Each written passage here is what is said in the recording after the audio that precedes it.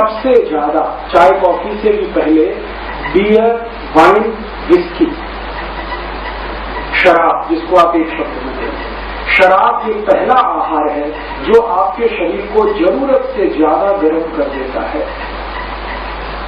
और शरीर में जरूरत से ज्यादा गर्मी आने के कारण ही मनुष्य वो सब करता है जो सामान्य स्थिति में उससे करने की अपेक्षा नहीं की है। ठीक है, तो आपके शरीर को बहुत ज्यादा गर्म करे ऐसी शराब अगर है तो ये प्रकृति के अनुकूल नहीं है, और जो आपकी प्रकृति के अनुकूल नहीं है वो आपकी संस्कृति के भी अनुकूल नहीं है, क्योंकि आपकी प्रकृति के संस्कार ही संस्कृति को निर्धारित करेंगे, तो आपकी संस्कृति के अनुकूल नहीं है। तो निश्चित रूप से हमें ये तय करना चाहिए कि शराब हमारी प्रकृति और संस्कृति के अनुकूल नहीं है तो ना पिए। और ये गर्म कैसे करता है? मैंने कुछ एक्सपेरिमेंट किए हैं। एक साधारण स्वस्थ व्यक्ति को जैसे ही आप शराब पिलाते, कोई भी शराब पिलाते, कोई भी, इमीडिएट उसका ब्लड प्रेशर बढ़ना शुरू हो जाए, इमीडिएट। और आयुर्वेद की भाषा में कहूं, ये एलोपैथी की भाषा में मैंने कहा कि ब्लड प्रेशर बढ़ना शुरू हो जाए, आयुर्वेद की भाषा में मैं कहूं तो तुरंत उसका पित्त बढ़ना शुरू हो जाए। पित्त माने आग लगना शुरू होती है शरीर।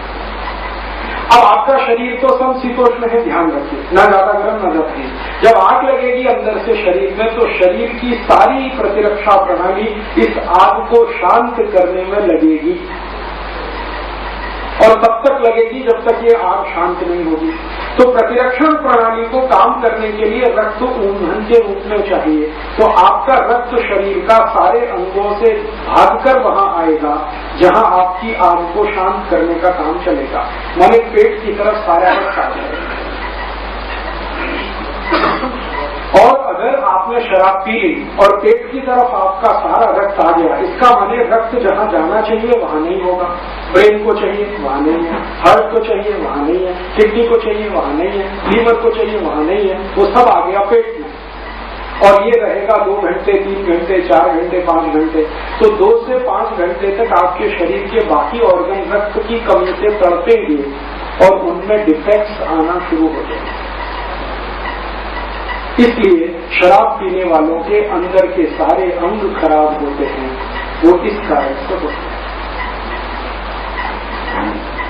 आपने देखा बहुत ज्यादा शराब पीने वालों के अंदर के अंग सब गल जाते हैं, सड़ जाते हैं, किडनी खराब हो गई, लीवर डैमेज हो गया, पैनक्रियाज काम नहीं कर रहा है, हार्ट बराबर काम नहीं कर रहा है, ये काम नहीं कर रहा हो, और इसलिए उनको मृत्यु की दर सबसे ज्यादा है या उनको तकलीफ की दर सबसे ज्यादा है। इसलिए भारत की प्रकृति और संस्कृति में शराब का स्थान नहीं है। फिर आप कहेंगे जी सोमरस तो था, सोमरस और शराब में बहुत बड़ा अंतर है, उसको आप समझ लीजिए। अंतर क्या है? सोमरस और शराब दोनों का अंतर उतना ही है, इसको ध्यान से कहिए, सुनिएगा। सोमरस और शराब का अंतर उतना ही है जितना डालडा और गाय के घी का है। डालडा और गाय के घी का अंतर आप समझ सकते हैं, इतना ही अंतर सोमरस और शराब में है। सोमरस जो है आयुर्वेद का एक औषधीय रूप है, आयुर्वेद में एक औषधीय रूप है जो आपके शरीर के शांत पित्त को बढ़ाने का काम करता है, माने भूख ज्यादा ठीक से लगे इसके लिए सोमरस पान किया जाता है। भारत में शराब और सोमरस में जमीन आसमान का अंतर है। शराब क्या करती है कि जो पित्त आपका पहले से शांत है उसको भड़का देती है। एक सुलगना होता है, एक भड़कना होता है, दोनों शब्द आप समझ पाएंगे। आग कहीं धीरे धीरे सुलग रही है तो खतरे की संभावना बहुत कम है, और भड़क के लग गई है तो आस पड़ोस की बिल्डिंगें जल जाएंगी। तो शराब जो है वो पित्त को भड़काती है और सोमरस पित्त को सुलगाता है। तो सुलगा हुआ पित्त ये तो हमें चाहिए, भड़का हुआ नहीं चाहिए, माने शराब नहीं चाहिए, चाहिए तो सोमरस चाहिए। अब आप कहेंगे जी सोमरस बनता कैसे है? उसकी विधि है, उसकी विधि है। आप चाहो तो वो भी मैं बता सकता हूँ।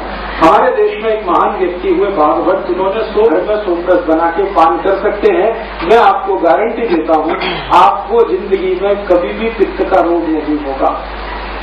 और जो शराब पिया तो कोई गारंटी नहीं है कि कब आपका पित्त भड़के और कब होता है। सोमरस बहुत ही संतुलित है।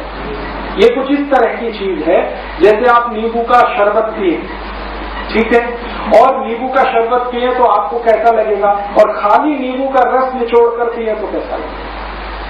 शराब वैसा ही कुछ है, नींबू का खाली रस, और सोमरस वैसे ही कुछ है जो नींबू की शिकंजी।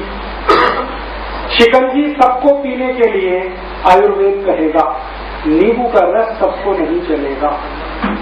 वो कोई बहुत गंभीर बीमारी का कोई वस्तु नहीं आनी चाहिए जो शरीर को जरूरत से ज्यादा गर्म करे। उसमें सबसे पहली वस्तु शराब, कि हमारे भारतीय संस्कृति का हिस्सा नहीं है शराब।